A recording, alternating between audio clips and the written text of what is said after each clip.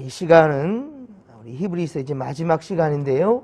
히브리서 13장 20절로 25절까지 말씀입니다.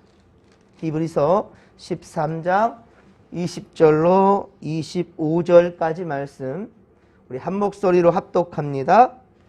양들의 큰 목자이신 우리 주 예수를 영원한 언약의 피로 죽은 자 가운데서 이끌어내신 평강의 하나님이 모든 선한 일에 너희를 온전하게 하사 자기 뜻을 행하게 하시고 그 앞에 즐거운 것을 예수 그리스도로 말미암아 우리 가운데서 이루시기를 원하노라.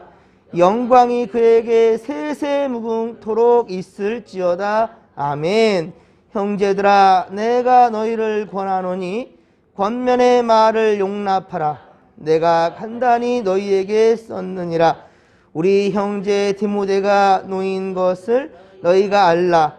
그가 속히 오면 내가 그와 함께 가서 너희를 보리라. 너희를 인도하는 자들과 및 모든 성도들에게 문안하라.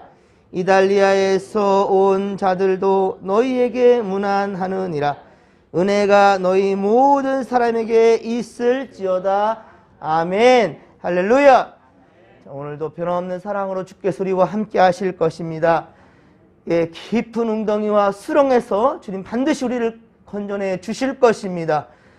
여러분들이 분명히 어떠한 상황에서든지 주님을 의지할 때 주님 여러분들을 외면하지 않을 것입니다. 이 어려움의 때도 반드시 이 또한 지나가게 될 것입니다. 절대로 여러분들 세상 것 바라보다가 실족하지 마시고 주님 바라보다가 승리할 수 있게 되기를 주님의 이름으로 간절히 축원합니다. 자, 오늘 말씀은 히브리서 13장 20에서 25절 말씀, 마지막 말씀인데요. 축복과 권면의 말씀입니다. 그래서 13장으로 이루어진 히브리서 이제 강의는 오늘로 이제 마치도록 하겠습니다. 앞서 우리 말씀드렸듯이 히브리서는 자, 1차적으로는 유대인들 중에 특히 기독교로 개종한 사람들, 유대인들 중에서도 특별히 기독교로 개종한 사람들을 위해서 그 성도들을 위해 기록된 성경입니다. 하지만 시간이 지나면서는 자, 이제 유대인들보다도 이방인들의 믿는 수가 이제 늘어나게 됩니다. 자, 그래서 그들에게도 예수님을 소개할 필요성이 있게 되었죠. 그렇기 때문에 자, 히브리서는 구약에 예언된 이 메시아가 곧 예수라는 것을 증거하는 것에 중요한 내용입니다. 자, 또한 유대인들 중 예수를 구주로 영접한 이 기독교인들이 율법적이고 전통적인 이 믿음의 방식에서 벗어나서 자, 그리스도 안에서 자유하기를 바라고 있습니다. 히브리서는 신약 성경 중에서 유일하게 저자가 본문에 기록되지 않았어요. 그래서 누가 이 히브리서를 기록했는지 분명히 알 수는 없지만 그러나 참 마지막 히브리서 13장 오늘 본문이죠. 또 22에서 25절에 많은 이들에게 문안하고 또 축복하는 그런 부분을 우리가 볼 때 이 서신은 아마도 바울이 기록하지 않았을까라고 이렇게 추측하고 있습니다. 이 시간에는 히브리서 강의를 이제 총정리 한번 해보도록 하겠습니다. 히브리서는 특별히 세 가지로 우리가 한번 생각해 볼 수 있겠는데요. 첫째, 자, 예수님은 완전한 대제사장이고 그리고 완전한 제물이 되셨다라는 것입니다. 자, 히브리서 5장에 보듯이 그는 우리 예수님은 그 제사장들과 레위 제사장들과 같지는 않으셨습니다. 자, 그런데 창세기 14장에서 아브라함에게 바로 축복하고 예물을 그렇게 받았던 바로 이 멜기세덱, 살레망이라겠죠? 이 멜기세덱과 같은 제사장, 그가 바로 예수님이라는 것입니다. 그렇기 때문에 레위 제사장들은 죄가 있었지만 예수님은 죄가 없으셨고, 그리고 유대교의 대제사장은 자기의 또 다른 이들, 자기뿐만 아니라 다른 이들을 위해서 제사를 드렸지만 예수님은 본인을 위한 제사를 준비할 이유가 없습니다. 예, 본인은 죄에 대해서, 흠에 대해서 자유하기 때문이죠. 자, 그런데 예수님은 오직 다른 이들을 위해서 오직 다른 이들을 위해서 제물이 되셨고 그리고 본인이 직접 그렇게 제물이 되어 주셨습니다. 다른 어떠한 제물이 필요치 아니하고 본인이 곧 제물이 되셨던 것이죠. 두 번째, 히브리서는 예수님의 인성에 대해서도 다루고 있습니다. 예수님은 완전한 인간이셨다는 거예요. 예수는 기도하셨고 시험도 당했고 고난도 당했습니다. 그리고 죽으셨습니다. 신이 어떻게 죽을 수 있을까? 많은 학자들은, 많은 사람들은 그걸 보면서 예수가 어떻게 신일 수 있겠는가? 라고 지금도 유대교 사람들은 예수를 부인하고 있습니다. 예수님께서 바로 저 이스라엘 베들레헴에서 태어났지만 바로 이 이스라엘 백성들에게 약속된 메시아로 오셨지만 그들은 지금도 인정하지 않고 있어요. 인간적인 계산과 생각 방법으로 예수를 믿으려 하니 이게 답이 안 나오는 겁니다. 하지만 예수님은 분명히 신이셨지만 육신의 몸을 입고 이 땅에 오셔서 그분이 죽어주심으로 말미암아 완전한 제사가 되었다는 것입니다. 제물이 되었다는 것입니다. 그래서 예수님은 인간으로 이 땅에 또 오셨기 때문에 우리의 심정을 아시고 또한 우리를 도울 수가 있는 것입니다. 이것이 곧 전능하신 하나님이 성육신하신 신비인 것이죠. 세 번째, 히브리인들에게 보낸 편지는 구원의 확신에 대해서 다루고 있습니다. 하지만 구원을 향한 인내에 더 많은 비중을 두고 있습니다. 인내하라는 거예요. 당시 기독교인들이 그리스도교에 대한 믿음을 고백하고 있지만 많은 사람들이 끝까지 믿음을 지켜내가지는 못했습니다. 여러분들도 예수를 믿노라 하면서 나아가지만 때때로 이해할 수 없는 고난에 처했을 때 기가 막힌 웅덩이에 빠져 있어서 헤어나오지 못할 때 어떻습니까, 여러분들? 그 믿음 지키기가 참으로 어렵거든요. 그리고 달콤한 세상의 유혹들이 우리를 잡아 흔들 때 우리 참 그 믿음을 지키기가 너무 어렵거든요. 이때에도 그랬다라는 거예요. 이 초대교회 때도 이 믿음을 지키기가 너무 힘들고 어려웠습니다. 그래서 히브리서는 장차 박해에 대해서 심해져서 믿음을 지키다가 죽이기까지 하는 그런 상황이 나타나더라도 굳건히 믿음을 지키도록 도와주고 있는 바로 서신이 이 히브리서라는 말입니다. 그래서 12장에 고난과 소망에 대해서 말하기에 앞서 바로 히브리서 11장, 여러분도 히브리서 11장이라면 믿음자인 거 다 아시잖아요. 그렇습니다.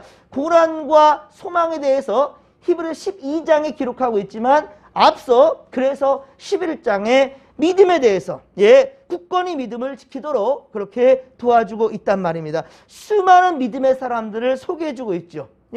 수많은 믿음의 사람들을 소개하면서 우리에게 도전과 희망을 주고 있는 것입니다. 바로 올해 2022년도 우리 진목교회 목표가 무엇인가? 바로 미래와 희망을 주는 교회로 나아가자는 거예요. 그런데 그저 우리가 뜬구름 잡기 뜻이만 하면 안 되는 거죠. 그걸 위해서 우리 믿음의 권속들, 우리 진목교회 성도들, 바로 여러분들이 그러한 미래와 희망을 또한 세상에 제시할 수 있는 그러한 굳건한 믿음이들이 되기를 주님의 간절히 축원합니다.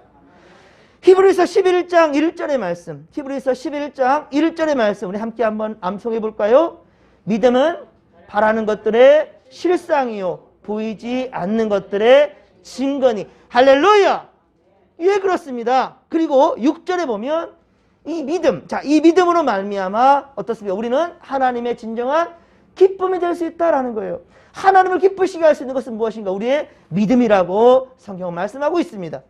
그래서 히브리서 12장 2절, 히브리서 12장 2절에 보면 믿음의 주요 또 온전케 하시는 이인 예수를 바라보자 라고 말씀하고 있는 것입니다. 예수님은 생명 살리는 그러한 기쁨을 위해서, 이 기쁨을 위해서 십자가를 참으셨고 부끄러움도 개의치 않으셨으며 결국 하나님의 우편에 앉아 계십니다. 그러므로 히브리서 12장 7에서 8절, 히브리서 12장 7에서 8절에 말씀하십니다. 고난을 받는 것을 아버지의 징계로 여기라는 거예요. 지금 내가 고난을 받는 현장 가운데 있다면 이것은 나를 사랑하셔서 나를 사랑하셔서 내게 주시는 징계다라는 거예요. 부모님이 자식을 징계할 때는 이유가 있는 것이지요. 그 자식이 미워서 징계하는 것이 아니지요. 옳고 바른 길로 나갈 수 있도록 더 단단해지기 위해서, 그래서 혼도 내고 그리고 어려운 그런 길도 걷게끔 하는 거예요. 끝까지 아이가 제대로 자전거를 탈 수 있도록. 처음 자전거 탈 때 보면 그렇죠. 처음에는 걱정 마, 아빠가 잡아주고 있어, 엄마가 잡아주고 있어, 걱정하지 마. 하지만 끝까지 잡아줄 수 있는 게 아니에요. 혼자 스스로 서서 걸을 수 있도록, 혼자 그 페달을 구를 수 있도록 그렇게 되기까지 때로는 내버려 두기도 한다는 것이죠.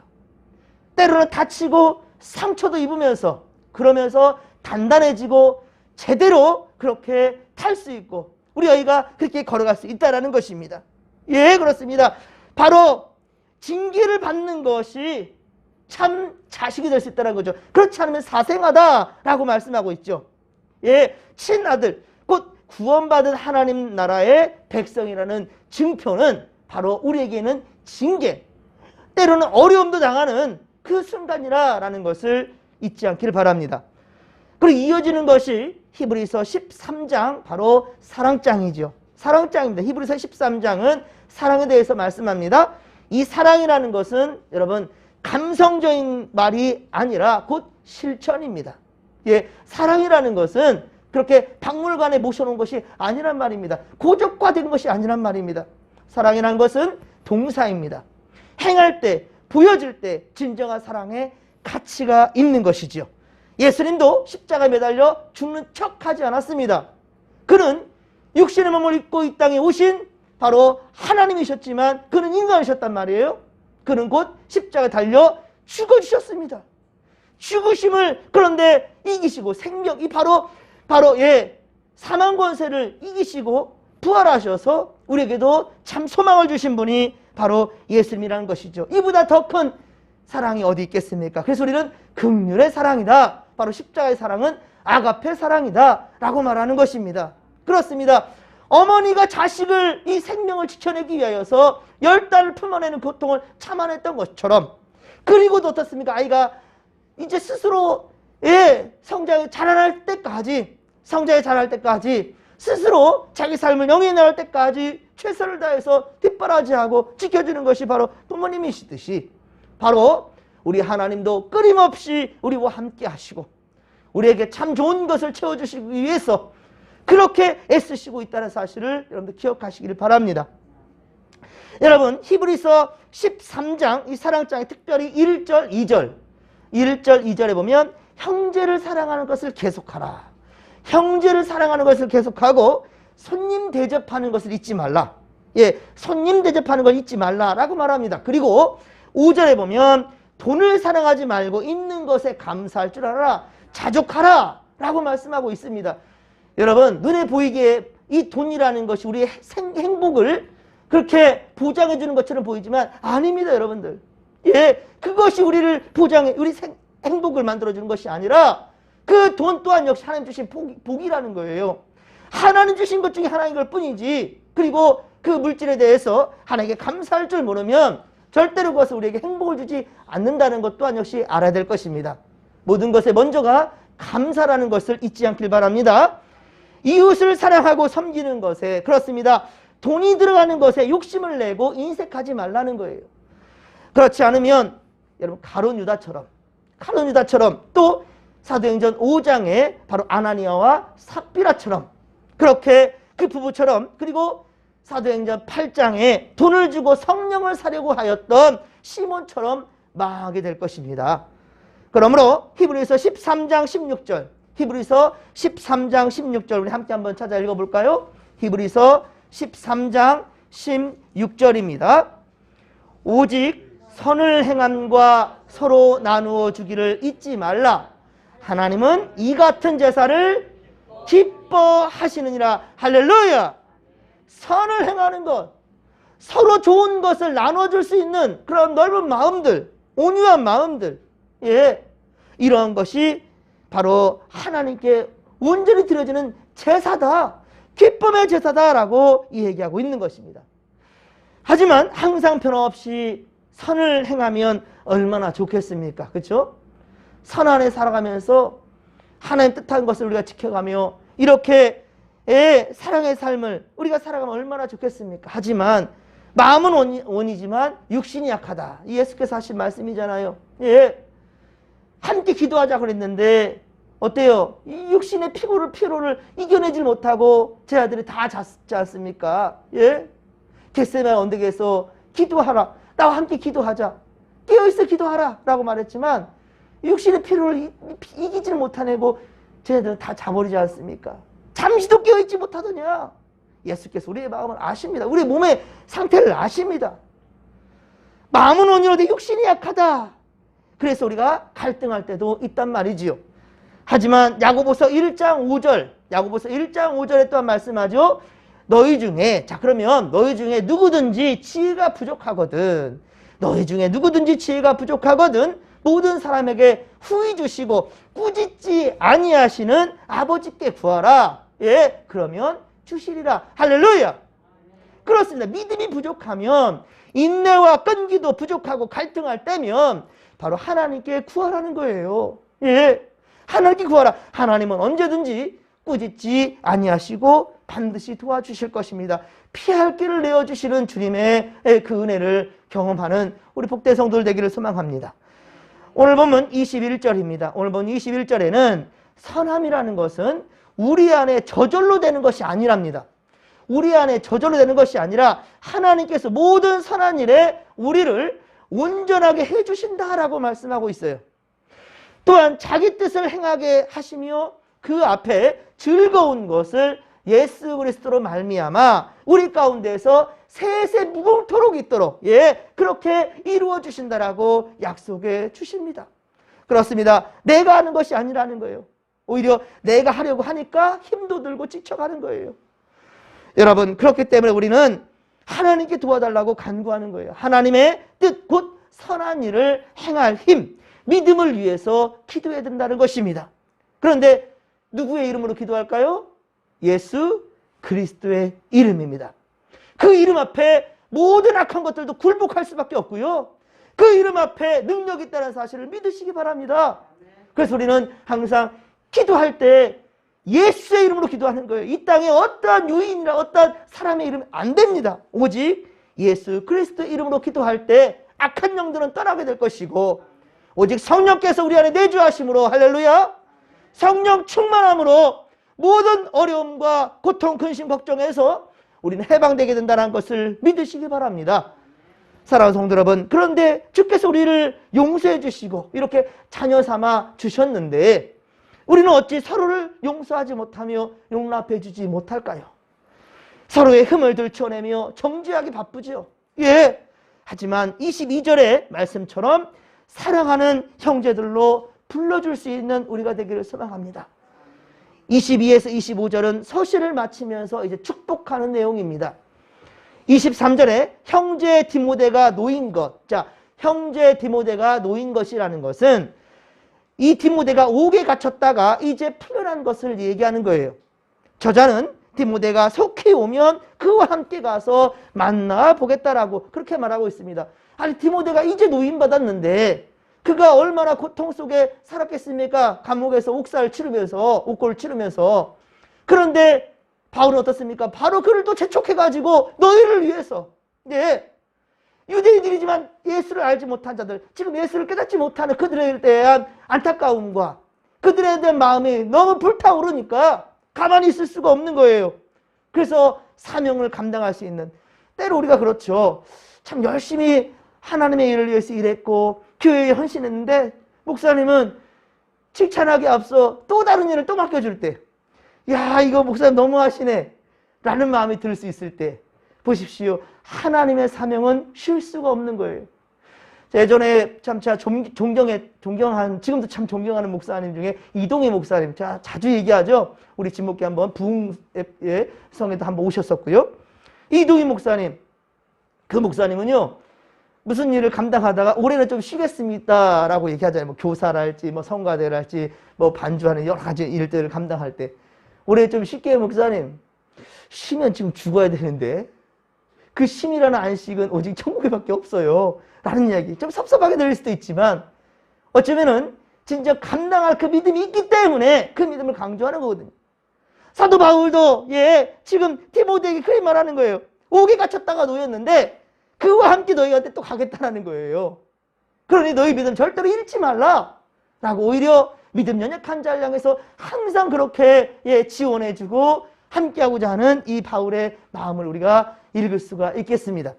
자, 24절에 이달리아에서 온 자들이라는 말은 로마 제국의 수도인 로마에서 복음이 증거되었음을 지금 짐작해 볼 수 있는 부분이죠. 사랑하는 성도 여러분, 우리는 이 히브리서를 기록한 이 저자처럼 정말 우리 진목교의 모든 지체들을 두루 돌보며 그리고 특히 믿음이 연약한 성도들을 위할 줄 아는 그러한 성도들 되기를 소망합니다. 저 사람이 먼저 다가오기만을 기다리는 것이 아니라 우리가 먼저 다가갈 수 있었으면 좋겠습니다. 그것이 바로 예수의 마음입니다. 구원이란 우리 몇몇 믿음에 열심히 있는 사람들만의 그러한 전유물이 아니란 말입니다.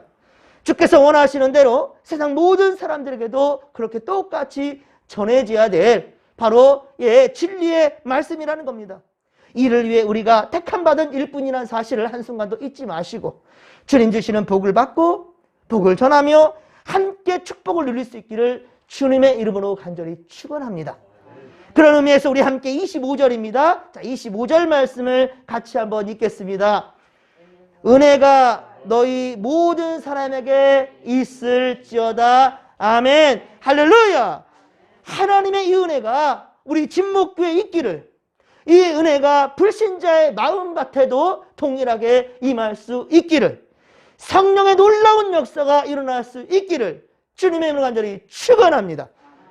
자, 오늘까지 히브리서 강의 말씀 최선을 다해 함께 동참해 주신 모든 성도들에게 하나님의 크신 역사와 은혜가 임할 줄로 믿습니다. 히브리서 13장의 강의 내용은 모두 다 유튜브에 다 올려놨으니까요. 여러분들 유튜브에 진목교회 새벽 예배, 진목교회 히브리서 강해 이런 식으로 치면은 쭈르륵 나올 겁니다.